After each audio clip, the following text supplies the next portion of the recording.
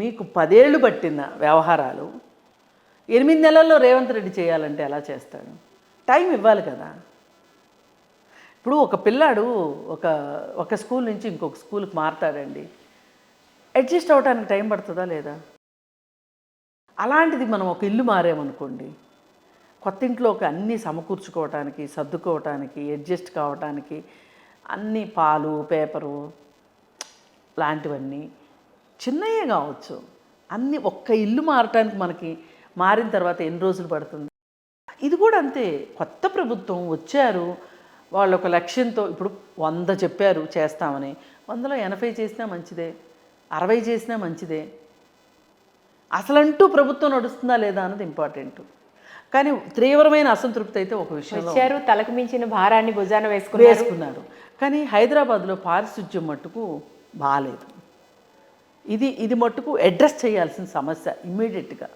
మరి కార్పొరేటర్లు ఏం చేస్తున్నారో ఏంటో ఏమీ తెలియదు. కానీ మరి కార్పొరేటర్ల దగ్గర నుంచి అంటే బీజేపీ వాళ్ళను టీఆర్ఎస్ వాళ్ళు కార్పొరేటర్లు చాలా ఎక్కువ మంది ఉన్నారు. మరి వాళ్ళందరూ నాన్ కోఆపరేషన్ చేస్తున్నారా, ఏం చేస్తున్నారో మనకు తెలియదు.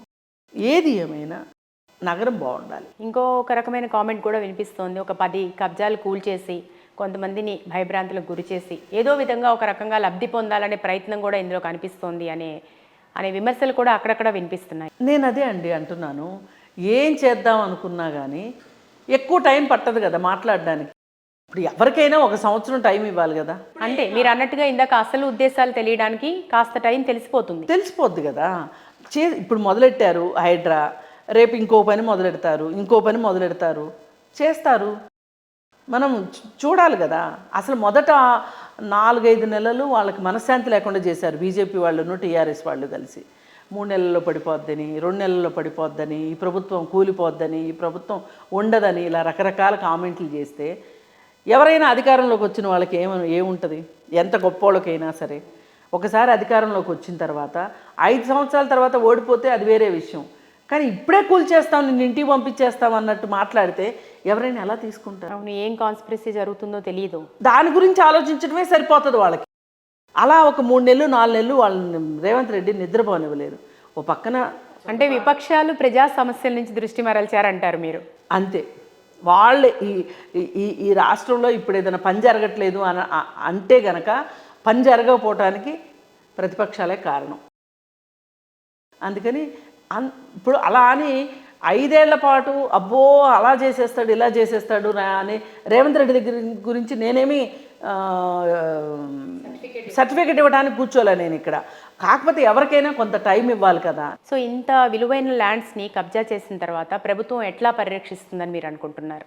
ఇప్పుడు చెరువుల్ని పరిరక్షించడానికి ఎఫ్టీఎల్ ఫిక్స్ చేసి బఫర్ జోన్ ఫిక్స్ చేస్తే చెరువులు కాపాడబడతాయి. అలాగే ఆక్రమణలు ఉంటే కూడా ఎవరైనా చెరువుని ఆక్రమిస్తే ఎక్కడో దాకెందుకు, ఇప్పుడు స్టోరీ అంతా తుమ్మిడికుంట చెరువు గురించే జరుగుతుంది కదా. ఈ తుమ్మిడికుంట చెరువు 29 ఎకరాలు 6 గుంటలు. ఇప్పుడు దాని ఒక 10 ఎకరాలకు మిగిలింది. మిగతా 19 ఎకరాలు ఏమైంది? నాగార్జున అయితే ఆక్రమించలేదు, నా పట్టా భూమి అని చెప్తున్నాడు ఆయన. అది క్లియరు. ఇంకొక డైరెక్షన్లో చాలా ఇళ్ళు వచ్చేసినాయి, ఇంకొక డైరెక్షన్లో చాలా ఎన్క్రోచ్మెంట్. ఇక్కడ ఒక చిన్న విషయం, చాలా మంది అనుకుంటున్నారు నాగార్జున కబ్జా చేశాడు అని, కానీ అది పట్టా భూమి అని కూడా చాలా మందికి క్లారిటీ లేదు. అదే నేనేమంటున్నా, నాకు కాన్సెప్ట్ నాకు తెలుసు కాబట్టి నేను నమ్ముతున్నా. పట్టా భూమి అయినా సరే అక్కడ వినియోగించడం, భూ వినియోగం అని ల్యాండ్ యూజ్ సర్టిఫికేట్ అని ఒకటి ఉంటుందండి మనకి. ల్యాండ్ యూజ్ సర్టిఫికేట్ అని మన హుడాలో ఇస్తారు. కన్స్ట్రక్షన్ 100% తప్పే. ఈ ల్యాండ్ యూజ్ సర్టిఫికేట్లో క్లియర్గా ఇస్తారు. అది residential Zona, commercial Zona, peri urban Zona, ఇలా అక్కడ ఈ సిటీ ఎలా ఉండాలి అనే దానికి సంబంధించి ఒక ప్లానింగ్ సెక్షన్ ఉండి ప్లానింగ్ సెక్షన్ ప్లాన్ చేసి ఉంచుతుంది. ఇప్పుడు మన ల్యాండ్ దేంట్లో ఉంది? కమర్షియల్ జోన్లో ఉందా, రెసిడెన్షియల్ జోన్లో ఉందా, లేదు ఎఫ్టీఎల్లో ఉందా ఈ ల్యాండ్ అనేది. ఇప్పుడు మన చెరువుకు దగ్గరలో ఉన్న ల్యాండ్ గురించి సర్వే నెంబర్ గురించి మనం అక్కడికి వెళ్ళి ల్యాండ్ యూజ్ సర్టిఫికేట్కి అప్లై చేసామనుకోండి, దానిలో ఏమొస్తుంది? సింపుల్గా ఎఫ్టీఎల్ అని వస్తుంది. మరి ఎఫ్టీఎల్ అని వచ్చిన తర్వాత ఎఫ్టీఎల్ దాంట్లో కట్టుకోవచ్చా, కట్టుకోకూడదు. ఇప్పుడు ల్యాండ్ యూజ్ సర్టిఫికేట్ ఎప్పుడు అప్లై చేస్తారు? కన్స్ట్రక్షన్ చేయాలనుకున్నప్పుడు. కన్స్ట్రక్షన్ వాళ్ళు ఆ కన్స్ట్రక్షన్కి పర్మిషన్ ఇస్తారా లేదా అన్నప్పుడు ల్యాండ్ యూజ్ సర్టిఫికేట్స్ నువ్వు ప్రొడ్యూస్ చేయాలని ఉంటుంది. అసలు నాగార్జున ల్యాండ్ యూజ్ సర్టిఫికేట్ తీసుకోకుండా ఎందుకు కన్స్ట్రక్షన్ చేశాడు? అనుమతి లేకుండా ఎందుకు కన్స్ట్రక్షన్ చేశాడు? మరి చాలా తెలివైనోడు కదా, ఎందుకు చేశాడు అంటే బఫర్ జోన్లో కట్టి దాన్ని రెగ్యులరైజ్ చేసుకుందాం అనుకున్నాడు. ఇప్పుడు పాపాలన్నీ చేసి తిరుపతి హుండీలో డబ్బులు వేద్దాం అన్నట్లుగా ఉంటే ఇలాగే ఉంటుంది మరి. అందుకని ఆయన కబ్జా చేయలేదు, కానీ దేనికి వాడాలో దానికి వాడలేదు అన్నది మాత్రం వాస్తవం. అయితే ఇక్కడ ఈ ఒక్క మేజర్ ఇష్యూ ఏంటంటే ఈ మొత్తం ఈ హైడ్రా, ఈ రెస్క్యూ ఆపరేషన్స్ ఇవన్నీ చూసుకుంటే రియల్ ఎస్టేట్ రంగం మీద ఎలాంటి ప్రభావం చూపించే అవకాశం ఉందంటారు? నేను అనుకుంటాను రియల్ ఎస్టేట్కి మంచిది ఇది అనుకుంటాను. ఎందుకంటే ఏ ప్రాబ్లం లేదు ల్యాండ్ అనుకున్నారనుకోండి, దానికి విలువ అయితే పెరుగుతుందిగా. ఇప్పుడు మనకి చెరువు పక్కన ల్యాండ్ తక్కువకి వస్తుందని కొనుక్కుంటాం, కొనుక్కోవడం మానేస్తారు కదా. ఇప్పుడు ఇంత గలాట అయిన తర్వాత కూడా వెళ్ళి చెరువు పక్కన ఏ పిచ్చోడు కొనుక్కోడు. కొనుక్కున్నాడు అంటే వాడు అమాయకుడన్నా అయి ఉండాలి, దొంగన్నా అయి ఉండాలి. దొంగ ఎట్లా అవుతాడంటే నేను మళ్ళీ ఈ పార్టీ ఎన్నాళ్ళు ఉంటుంది, ఇంకో పార్టీ రాదా, వాళ్ళు హైడ్రాన్ తీసేరా, లేదు నాకు తెలిసిన వాళ్ళు రెవెన్యూ డిపార్ట్మెంట్లో ఉన్నారు, నాకు తెలిసిన వాళ్ళు టౌన్ ప్లానింగ్లో ఉన్నారు అనుకుంటారు కదా. అనుకొని ఏం చేస్తారు, తక్కువకి వస్తుంది కదా అని కొనుక్కుంటారు. ఇప్పుడు మన 111 జీవో ఉంది. 111 జీవోలో ఇంకేముంది, జీవో ఇచ్చేశారు కదా అని చెప్పి చాలామంది వెళ్ళి 111 జీవోలో కొన్నారు.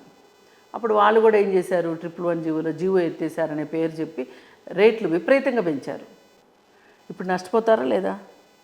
111 జీవో ఎత్తేయడం మట్టుకు జరగని పని.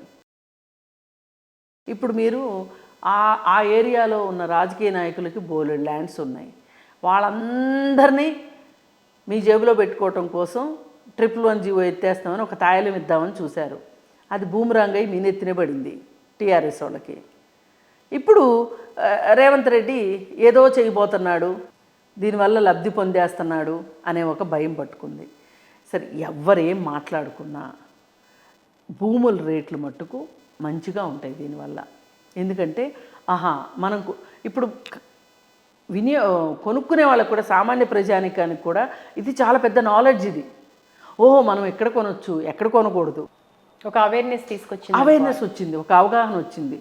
అందుకే అమాయకంగా మీరు కొనుక్కోవద్దు, మోసపోవద్దు, కొంతమంది రియల్టర్ల చేతిలో మీరు మోసపోవద్దు అని చెప్తున్నారు. మంచిదేగా. అలాంటప్పుడు ఎప్పుడైనా ఏ ప్రాబ్లము లేని దానికి విలువ ఎక్కువ ఉంటుంది, ప్రాబ్లం ఉన్నదానికి విలువ తక్కువ ఉంటుంది. ఇప్పుడు పంచాయతీ లేఅవుట్లో ప్లాట్ కొనుక్కున్నారనుకోండి, ఇప్పుడు అసలు పంచాయతీ లేఅవుట్లే లేవు. ఒకప్పుడు పంచాయతీ లేఅవుట్లు ఉండేవి, దానిలో ప్లాట్ తక్కువ రేటుకి దొరుకుతుంది. అదే సమయంలో అదే ఏరియాలో హుడా ప్లాట్ ఉందనుకోండి, హుడా ప్లాట్కి రేట్ ఎక్కువ ఉంటుంది. ఎందుకు ఉంటుంది? వాళ్ళు రోడ్లు పెద్దవి పెట్టాలి, పార్కులు చూపెట్టాలి, గవర్నమెంట్ ఏది అడిగితే అది నామ్స్ ప్రకారం చేయాలి. ఈ నామ్స్ ప్రకారం చేసినప్పుడు రియల్టర్ రేట్ ఎక్కువే పెడతాడు. మీరు ఇన్ని చూసిన తర్వాత, ఇన్ని తెలిసిన తర్వాత కూడా ఒక పంచాయతీ లేఅవుట్లోకి వెళ్ళి ప్లాట్ కొనుక్కుంటారా, హుడా లేఅవుట్లో కొనుక్కుంటారా? హుడా లేఅవుట్లోనే కొనుక్కుంటారు. పోనీ ఇప్పుడు ఇంకొక రెమెడీ కూడా ఇచ్చారు పంచాయతీ లేఅవుట్లకి. పంచాయతీ లేఅవుట్లు అన్నిటిని అనాథరైజ్డ్ లేఅవుట్లుగా గుర్తించి మీరు ఆథరైజ్డ్ చేసుకోవాలి అంటే ల్యాండ్ రెగ్యులేషన్ స్కీమ్ ఎల్ఆర్ఎస్ అని పెట్టారు. ఎల్ఆర్ఎస్లో అప్లై చేసుకోండి, మీ ప్రాపర్టీ మంచిగానే ఉంటుంది కదా. ఇప్పుడు మన దగ్గరున్న వస్తువు, బంగారు వస్తువు, అది 16 క్యారెట్ల, 14 క్యారెట్ల, 18 క్యారెట్ల, 20 క్యారెట్ల, 22 క్యారెట్ల, 24 క్యారెట్ల అనేది మనం అవేర్నెస్తో ఉంటే మనది ఎంత విలువైంది అనేది మనకు తెలుస్తుంది.